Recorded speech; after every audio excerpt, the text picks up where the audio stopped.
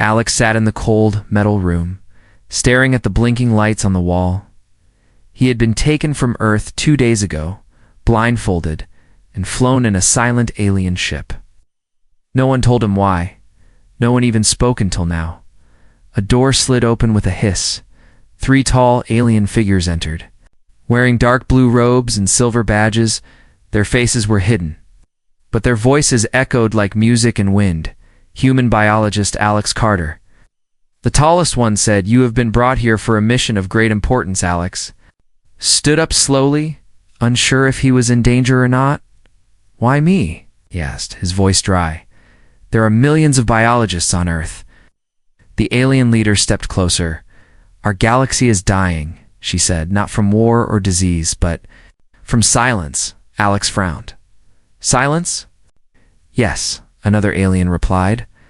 "Our female populations are becoming infertile, especially on worlds like Velthara. No child has been born there in over 10 years. Alex's heart skipped. He had heard of Velthara powerful. Alien world with advanced technology and strange beauty, but he never imagined it was suffering like this. "So, what do I have to do?" Alex asked slowly. "Research. A cure." The third alien stepped forward and placed a small glass bottle on the table. It glowed faint green. "This contains your DNA," she said. "We tried using it in our labs. Artificial insemination. Cloning. But nothing worked." Alex raised an eyebrow. "Then why bring me here?" The room grew silent. Then the leader spoke carefully. "'Cause only natural human breeding can restart the process." Alex took a step back. "Wait, you mean you want me to mate with someone?" "Not just someone," the leader said. "There are many alien females royalty, warriors, healers who wish to carry a child, but only with a willing partner. They've tried every species. Only humans work." Alex's mind raced. He had studied biology. "Not, is this you're treating me like a stud horse," he muttered. "This is insane." But before anyone could answer, the door opened again. This time, a young alien girl stepped in. She wasn't dressed in royal clothes. She looked simple, tired, and a bit scared. She had smooth violet skin, large golden eyes, and silver markings under her eyes like tears. She looked directly at Alex, ignoring the others. "I'm not here to beg," she said softly, "but if you don't help me, my family will die with me." Alex was speechless. She took another step forward and placed something on the table, a broken family pendant. "Our bloodline ends with me," she whispered. "I don't want your money, your power. I just want to give life." The guards moved to stop her, but the council leader raised a hand. "Let her speak." Alex looked at the girl again. She didn't seem like the others. There was pain in her eyes, but also strength. "What's your name?" he asked. "Lisari," she replied, her voice shaking a little. "I was once part of House Alanva, but now I am nothing." Alex turned to the council. "What happens if I say no?" "You go home," the leader said calmly. "But Velthara may fall." He looked back at Lisari. She was already turning to leave. No tears, no anger, just quiet acceptance. And something inside Alex twisted. He wasn't sure if it was guilt, sympathy, or something else, but it wasn't right to walk away. "Wait," he said. Everyone stopped. Alex took a deep breath. "I'm not agreeing yet, but I'll meet with her again, privately." The council members looked at each other, then nodded. "She will be taken to your quarters," the leader said. "You will have 3 days to decide." Lisari didn't smile, but she gave a small nod of respect, then turned and walked away in silence. As the door closed behind her, Alex sat back down. What had he gotten himself into? He came here thinking he might study alien genes or help save a planet with science. Now he was being asked to save an entire species with his own body, and for some reason, he couldn't stop thinking about the look in Lisari's eyes. Not of desire, but of quiet hope, maybe? Maybe this was more than just a mission. Maybe it was fate. The city of Velthara glowed like a dream made of glass and moonlight. Alex stood at the edge of a sky bridge, staring out across the alien skyline. Floating towers shimmered in soft colors, and slow-moving ships hovered without sound. It was beautiful, yes. But he could feel something hollow in the air, a quiet sadness. Like the world itself was holding its breath. A soft voice behind him broke the silence. You don't belong here. He turned and saw Lasari standing with her arms folded. Her eyes weren't cold, just tired. He gave a small smile. Yeah. I figured that out the moment I landed. She walked up beside him, her steps light, like wind touching stone. You are not a warrior, not a noble, not even trained in our customs. And yet, you're our last hope. Alex didn't reply, just watched a ship pass under the bridge. Why did you come into that meeting room? He finally asked. You knew it was against the rules. Lasari leaned against the railing because waiting for others to speak for me has never worked. I want you to choose with your eyes, but I wanted you to see me with your heart first. Before Alex could answer, a mechanical voice echoed in the air. Biologist Alex Carter, report to the Genetic Council chamber. Lasari didn't flinch. She just gave him a sideways glance. They'll show you numbers, charts, lineage, but they won't show you souls. Alex nodded and walked away, but her words stayed with him. The council chamber was colder than before. On the center table, a glowing sphere projected data. Into the air, floating holograms showed species profiles, bloodlines, DNA comparisons. Dozens of alien women were listed with titles like high fertility potential or prime womb stability. Alex felt sick. This is like reading a farm report, he muttered, the head scientist. A pale alien named Verith didn't blink. We are being efficient, she said. Your DNA activates dormant genes in over 68% of subjects. Subjects. Alex repeated, his voice sharp. They're people. The other council members exchanged glances. You misunderstand, Verith replied. This is not romance, this is survival. Your species' human males trigger a biological awakening. In our infertile females, Alex stared at the floating data. One profile caught his eye, a subject 17 lies. Ari, low social ranking, marked as emotional risk. He shook his head. You marked her as a risk just because she didn't grovel? Frowned. She carries trauma. She might form an attachment. Humans are known for emotional bonding. Alex stepped closer to her. So what if she does? What if that bond is what makes this work? The chamber went quiet. Then the council leader said, We are not stopping you from choosing her, but others will be angry. Other females, their families. Alex folded his arms. I'm not here to play God. I'm here to give someone a chance. The sphere flickered. And images of alien girls appeared, some crying, some smiling, others expressionless. Behind every face, Alex saw desperation. But only one had shown him courage without begging. Only one had asked not for help, but for dignity. Take me back to her, he said. I've seen enough files. Later that evening, Alex returned to the guest quarters where Lasari was staying. The hallway was quiet, the lights dim. He knocked softly, and the door slid open. Lasari was sitting near a window, watching the stars move. She turned slowly, not surprised to see him. They showed you their numbers, she asked. He nodded, and I told them I'd choose you. Her eyes widened a little, but she didn't smile. Why? Alex walked in and sat across from her. Because you didn't want a savior. You wanted a partner. Lasari lowered her eyes. No one has called me that in years. There was silence for a moment. Then Alex asked, What happens now? She Looked up again. We spend 3 days together, she said quietly, to see if the bond is real. He blinked, surprised. The bond? Yes, Lasari explained. It's not just mating. If our bodies connect properly, we will feel it in our minds too. It's a spark, a link that tells both our species life can grow again. Alex's heart pounded, not with fear, but with something warmer, something deeper. He nodded slowly. Then let's see if we can light that spark.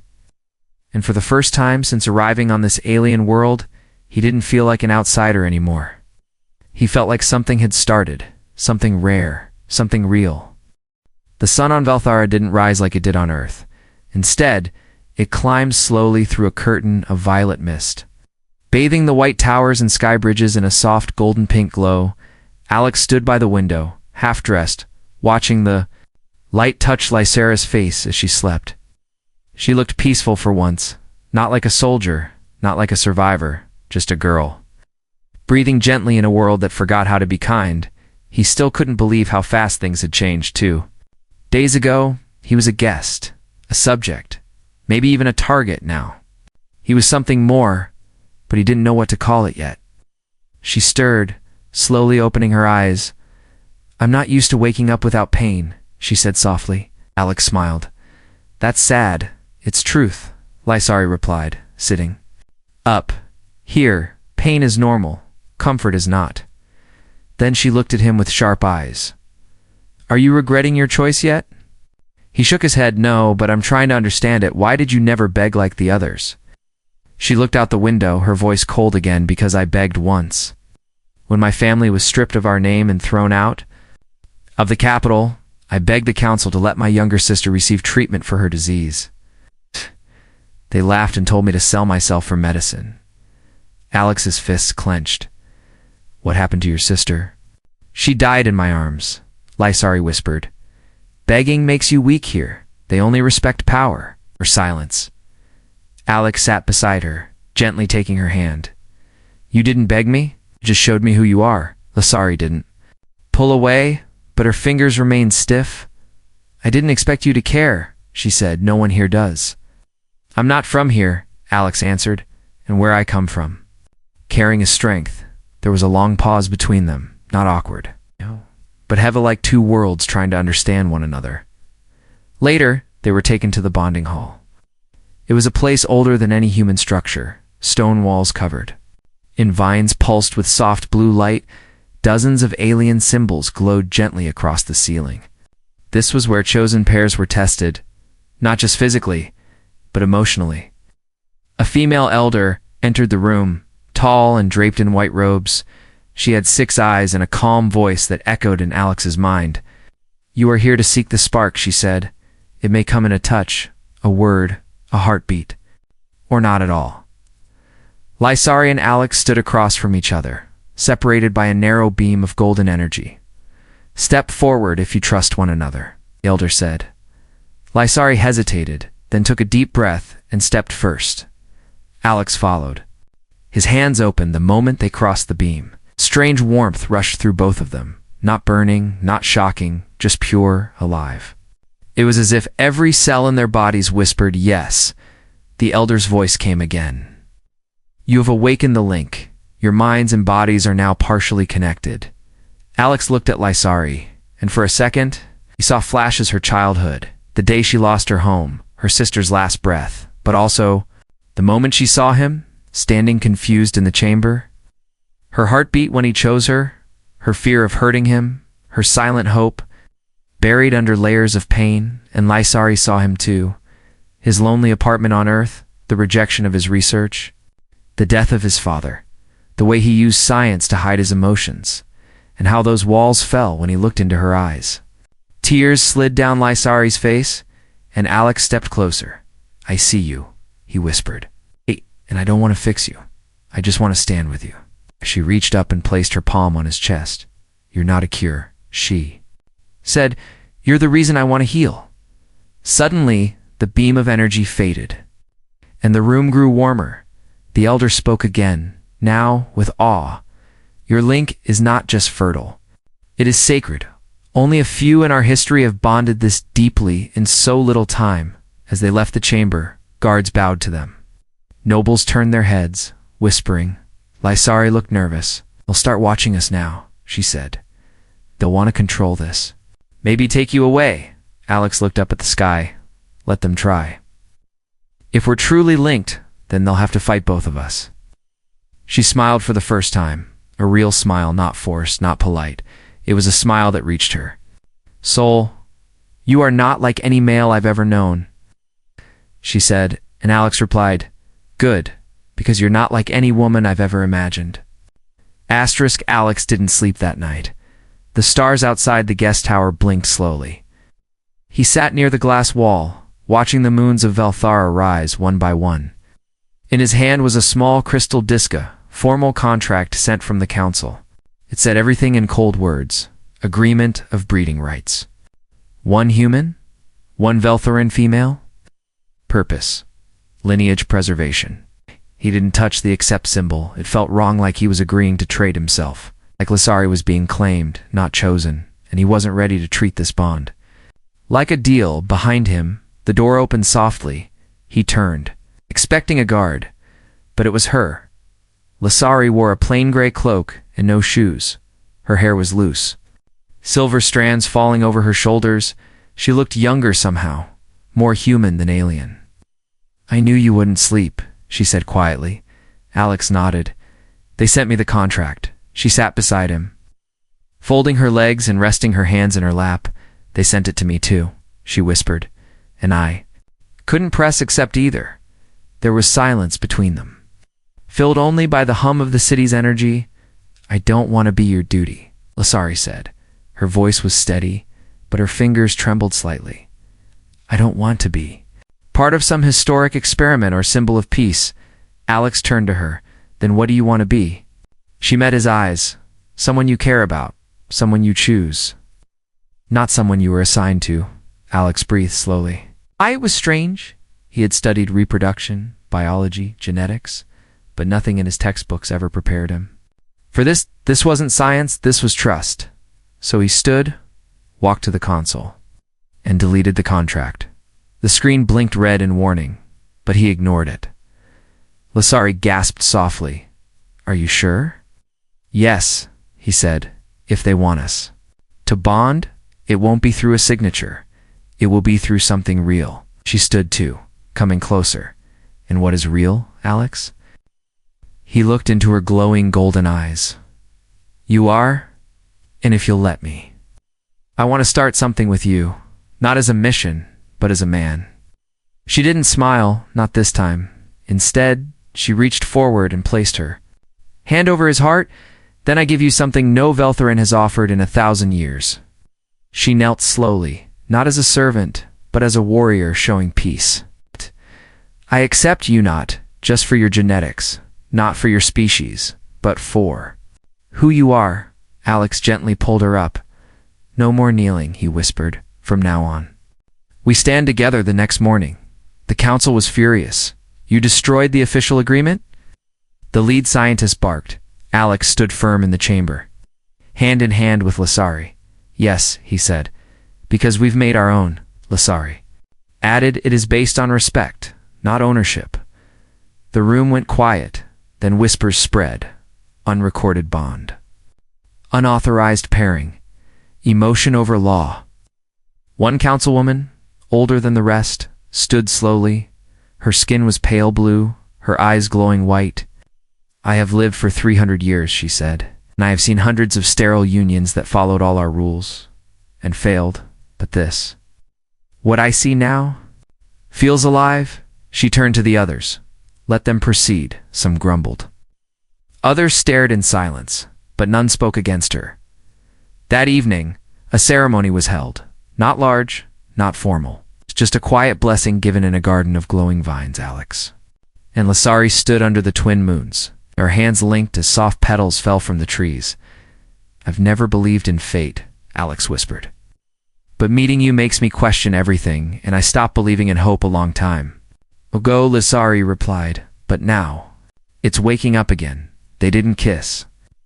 They simply rested their foreheads together. The vines above them lit up in golden light, corresponding to the bond within their hearts. For the first time in Velthera's long history, a union, formed not by law or lineage, but by choice, and choice is where the future begins. The news spread faster than light across battle fleets, trading outposts, royal palaces, and outlawed moons. A human male had formed a natural bond with a Veltheron female, without any genetic contract. Not forced, not assigned, but chosen.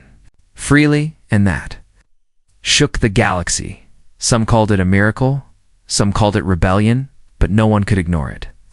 Inside the Veltheron Palace, the Matriarch Council held an emergency session. Dozens of high-ranking mothers and nobles argued. With sharp voices and glittering eyes, the human must be separated. One shouted, "He's confusing our daughters with emotion.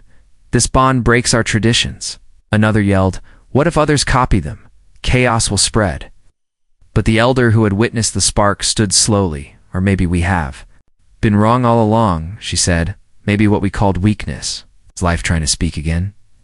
Meanwhile, in a private medical chamber, Alex sat beside Lasari as she underwent her final genetic scan. He held her hand tightly, watching.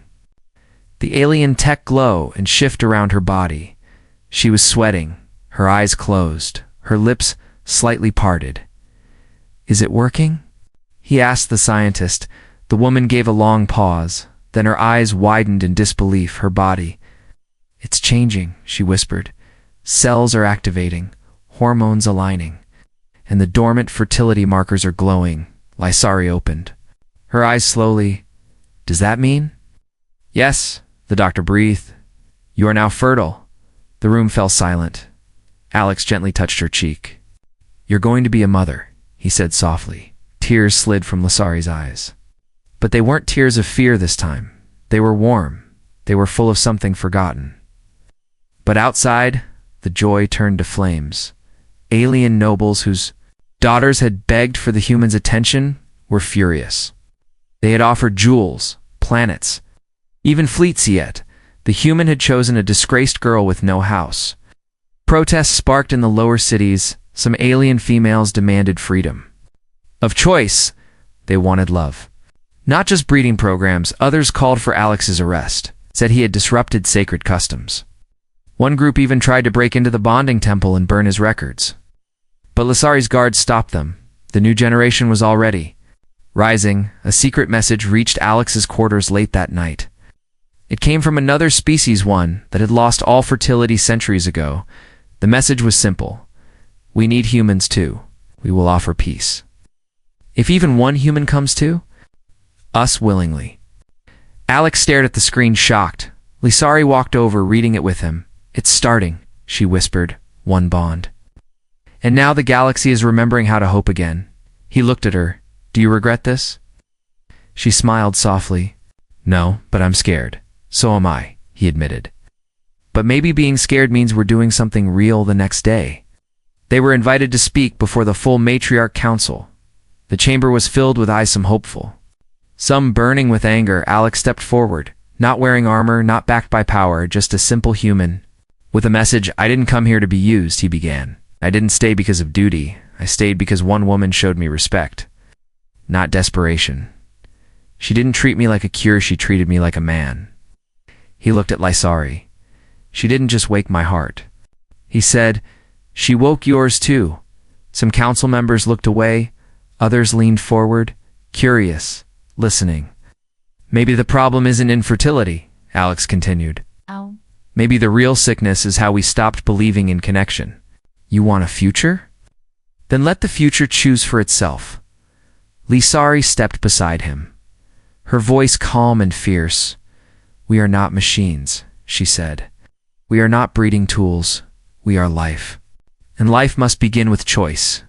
There was silence, then one by one, younger council members began to clap, slow, uncertain, but growing. Soon, the chamber echoed with approval. Not all joined, but enough.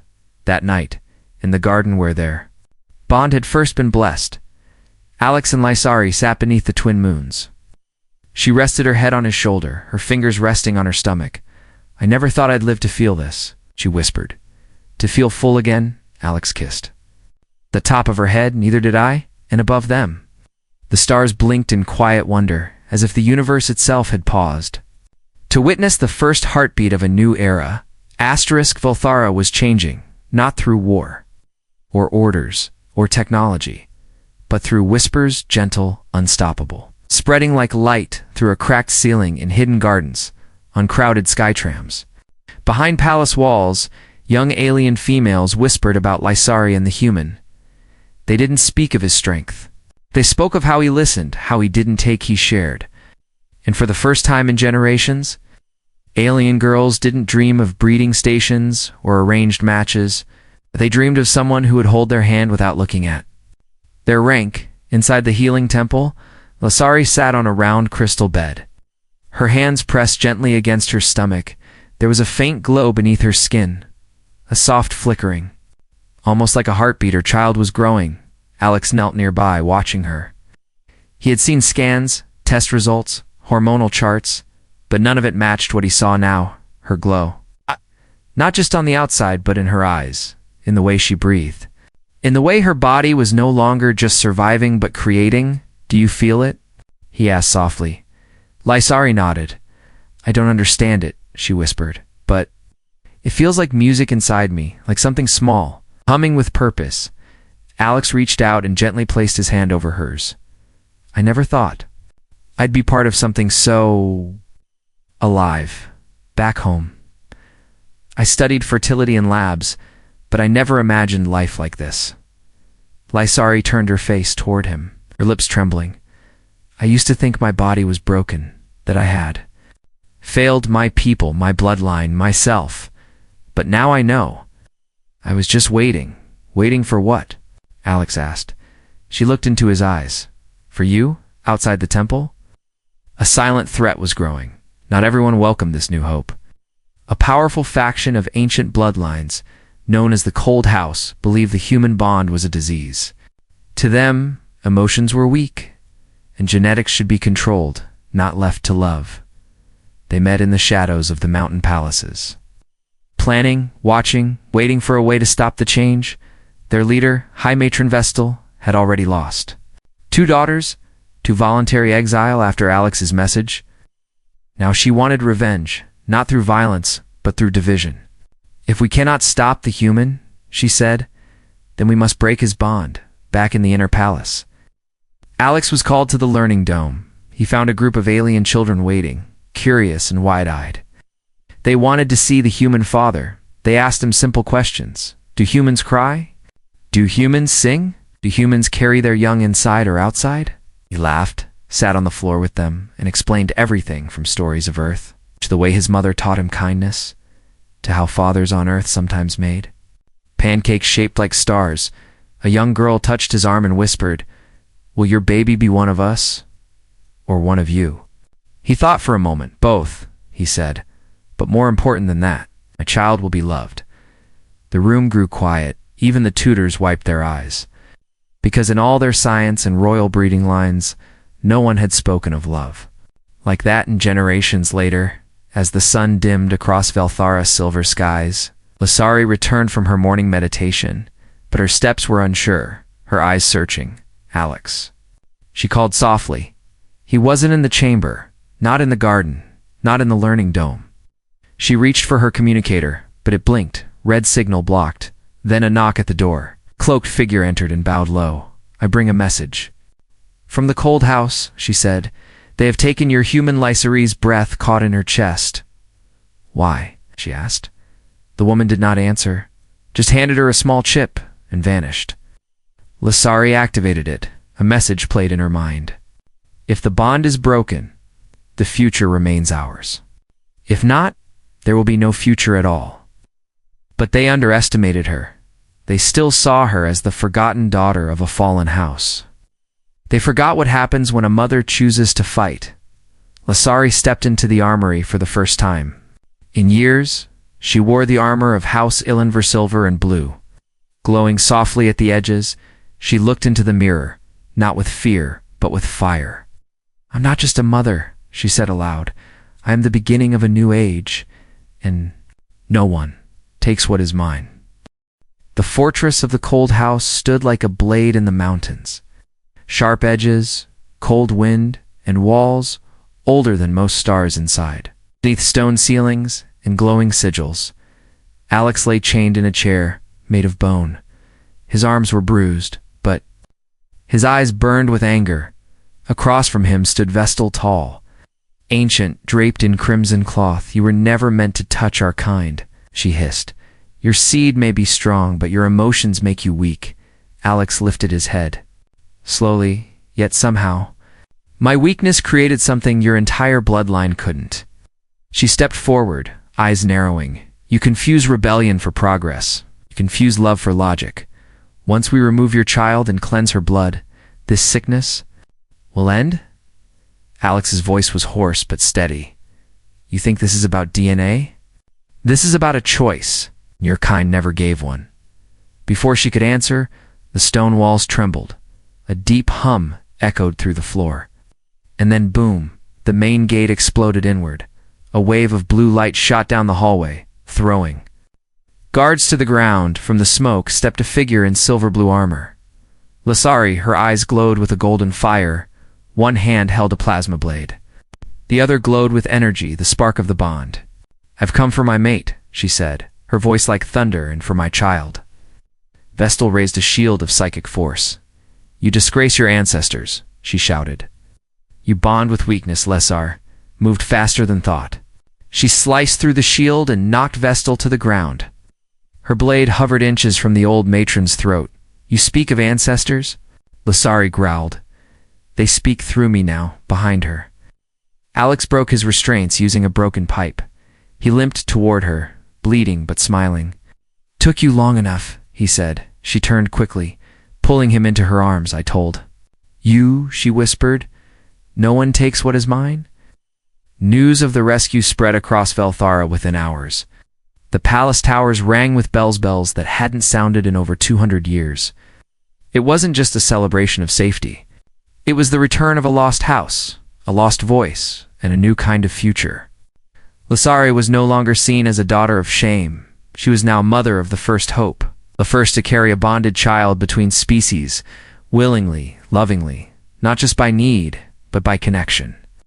At the heart of the palace, Lasari stood in the sacred chamber of birthing, surrounded by vines and crystal light. Alex stood beside her, holding her hand with both of his. Her body shook, sweat running down her face. But her eyes stayed locked on his. "I'm scared," she whispered. "I am too," he said, brushing her hair back. "But we'll do this together then." The first cry pierced the air, soft and strong, like wind moving through metal leaves. The child had arrived. The healer lifted the baby small, glowing. With faint blue and pink light, 2 hearts, 1 rhythm, 10 fingers, 10 toes. But eyes that glowed like her mother's and smiled like her father's. They placed her on Lysari's chest. She wept, and Alex wept with her. Not from fear, but from love. Ah, their child was real, alive. The elder stepped forward with sacred words. "What name do you give to this life?" Alex looked at Lysari and she nodded. Together they said, "Mira." It means light between 2 worlds, in the days that followed. Alien girls from other species arrived on Velthara, not with weapons, but with open hands, asking to learn to bond, to begin again not through programs or labs, but through stories, connection, and trust. Some humans came too, not all, for mating. Some just to witness the miracle, some to teach, others to simply listen. And slowly, across hundreds of systems, bonds began to form, not arranged. Not assigned, but chosen. One cycle later, Alex stood on a balcony, holding little Mira in his arms. She laughed, reaching for the stars. Lasari stood beside them. Her armor now displayed in a museum, the warrior who birthed peace. The galaxy had changed, not with explosions, but with a whisper that echoed louder than any weapon. "We choose." With that choice came a new kind of legacy, not born from fear, but from love, *.